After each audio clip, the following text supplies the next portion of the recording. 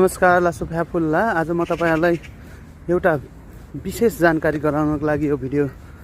बनाउँदैछु र के जानकारी भन्दाखेरि म चाहिँ यो बुल्गेरियाको रुसी शहरमा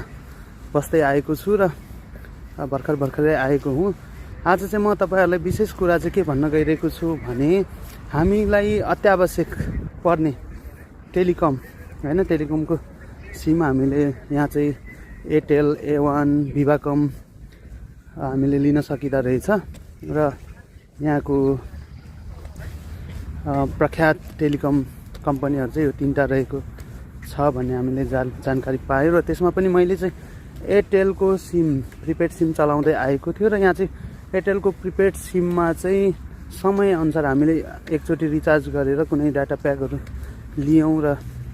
फेरि त्यो रिचार्जको टाइम सकेपछि त्यो डेटा प्याकहरु सकेपछि अर्को रिचार्ज गर्दाखेरि फेरि चेन्ज हुँदा रहेछ, नेमहरु चेन्ज हुँदै जाने, डेटा प्याकको प्राइसहरु चेन्ज हुँदै जाने, थपघट हुँदै जाने भएको हुँदा मलाई चाहिँ त्यो प्रिपेड सेवा त्यति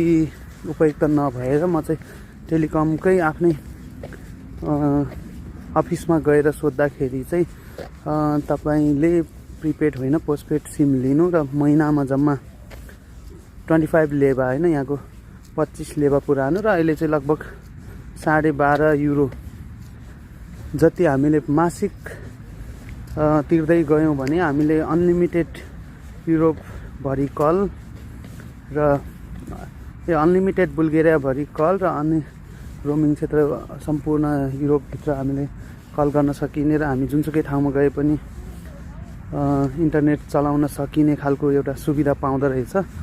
यसमा चाहिँ हामीले जति चलाए पनि एउटै मूल्यमा चलाउन सक्ने भएको हुँदाखेरि म यहाँहरुलाई यही भिडियो मार्फत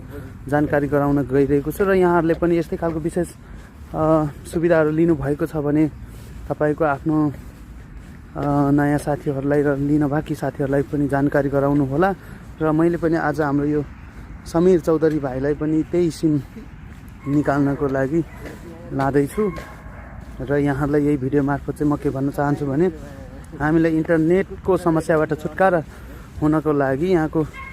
पोस्टपेड सिम लिनु हुन हार्दिक अनुरोध गर्दछु र हामीले सिम लिने बेलामा कुनै पनि शुल्क तिर्नु पर्दैन।